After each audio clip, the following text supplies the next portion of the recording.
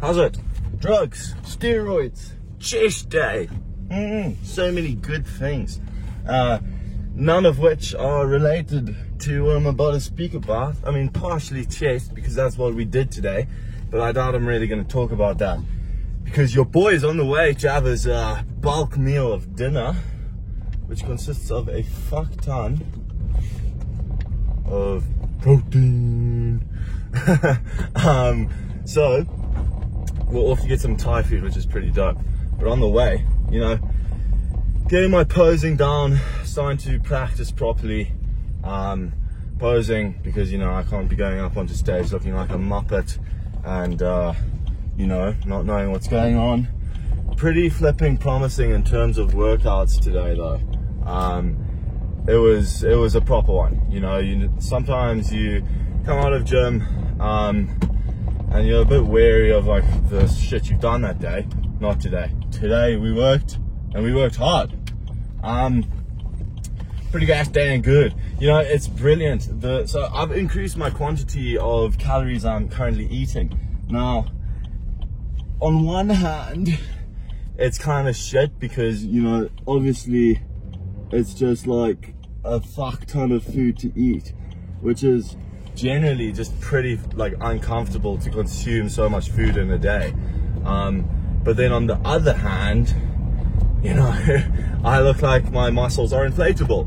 And when I walk in the gym and I'm pumping it up, you know, my muscles look like they're inflated. They are enormous. Absolutely flipping crazy. You know, you can like weigh out the pros and cons. Like pros, you look massive. Cons, everyone's scared of you, you know, because you're just so massive. Holy shit, that one's driving quickly. Pros, you know, everybody's scared of you. Cons, you're gonna be a loner forever. Pros, I like being alone. Cons, fucking ending up in a loony bin, I guess. Which is not ideal for lifting, not optimal at all. Because I heard in the loony bin, they in fact don't let you have hard things.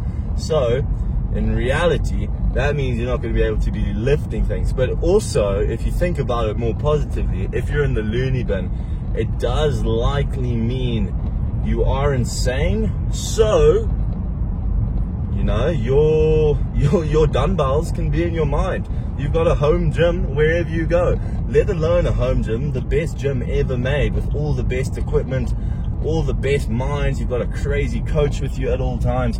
It actually must be pretty flipping sick to be insane. I mean, besides the fact that like you're a social outcast and, you know, no one really will talk to you or look at you.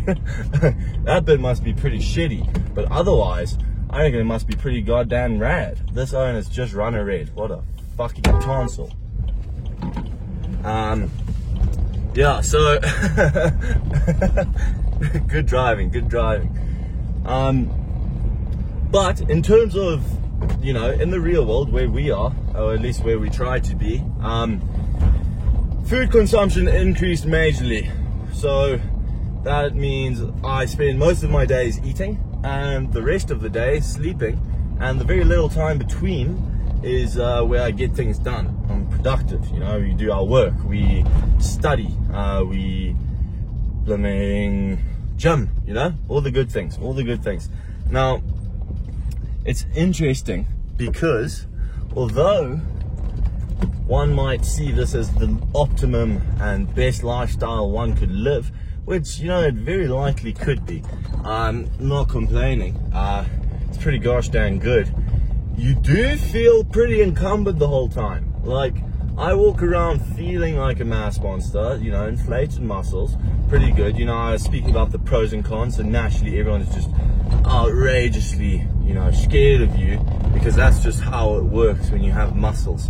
You know, people just instantly scared of you because that means you're a big threat. And, you know, naturally. Oh, John, I was actually thinking about, speaking of a threat.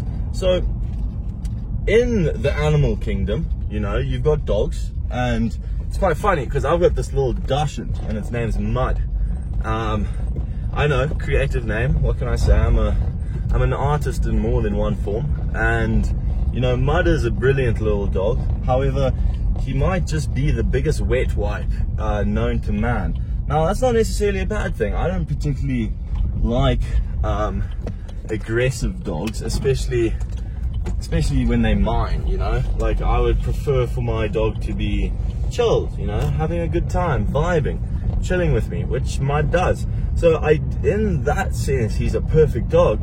But in the sense of, like, if someone was to ever run up to me in my house and, like, try and murder me, he would be nowhere to be seen. He would probably be, like, you know, wagging his tail, belly up, trying to lick the robber because he's scared of him too. You know, he's not a very handy dog in that sense. Now, speaking of his absolute wet wipeness, the other day I had a staring contest with him, but I got told off by my mum because apparently that means in the animal kingdom you're like challenging them, because like he would get like all scared and whatever, and I thought it was very funny, but like apparently it means you're challenging him. So I was told to blink, hence, you know, saying that I'm not a threat, and I'm you know, not gonna eat him for dinner, which, trust me, on the occasion I've considered, because believe it or not, he, in that small package, that small size, he is a massive nuisance. Now, I don't like being stuck at red lights in this country. So yeah, he's a massive nuisance.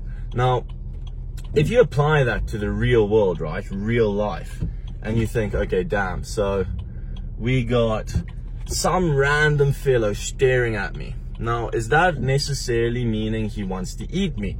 No.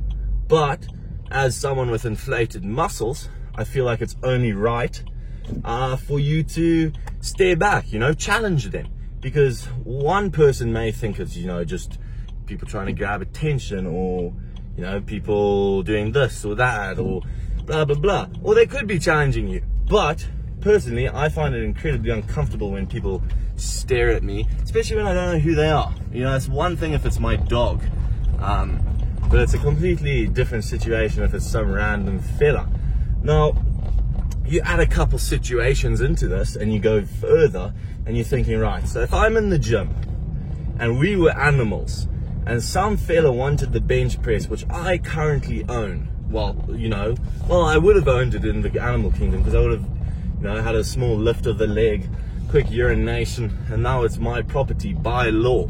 So, you know, we got the other fella, he's, you know, marking up, he wants the bench. Naturally, I've claimed it, so he's not coming anywhere near it without a fight. So, what's the next course of action? Naturally, inflated muscles. So if you go back to a primary level of primates, what's the ultimate sign of dominance besides just pissing everywhere? Turn your brights off, brother. You know, obviously, inflated muscles. And I think that's why deep down every single person wants inflated muscles. Now, obviously that's not necessarily accurate, but people want kind of like a fit appearance, which essentially, you know, shows that you're not gonna get killed like my dog Mud, who is not fit. Well, he is technically fit, but he's just an absolute, he doesn't have inflated muscles like me. So naturally when he sees me, he rolls over. And in the human life and, you know, the animal kingdom of humanity, it's a rough place. And, you know, if you are walking around in the gym and you come across me, you know, and things escalated all of a sudden, unless you know like martial arts or something, the likelihood is the person with the biggest muscles is gonna win. Okay?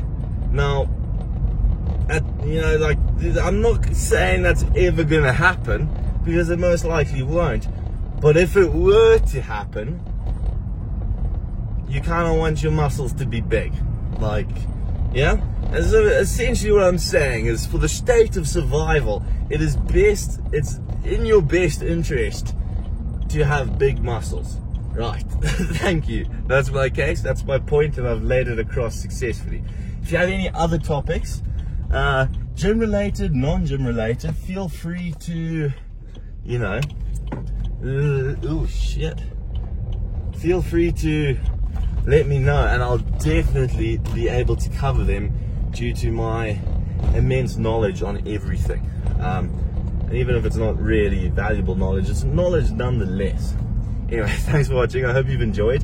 Don't take anything I say too seriously. I'm no doctor, no genius, no scientist. I'm just some fella. And I hope you can, I hope you found it entertaining anyway. Thanks for watching. We'll see you tomorrow.